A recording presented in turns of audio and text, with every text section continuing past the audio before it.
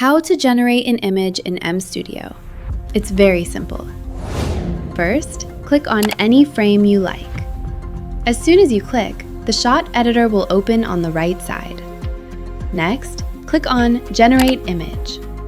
Then, click on the Design button of the first frame. In the prompt box below, a prompt will be automatically generated based on your story. If you want, you can edit or change the prompt as needed.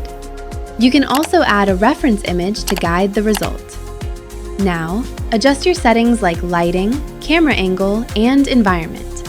You can choose warm, cool, or any style you prefer. After that, select your model, such as Nano Banana 2, Grok Image, Cdance 5.0, or Flux Klein. Then, click on the Generate button, and your start frame image will be ready. Now, click again on Generate Image, and this time, select the Design button of the end frame. Repeat the same steps as before, and your start and end frame images are ready.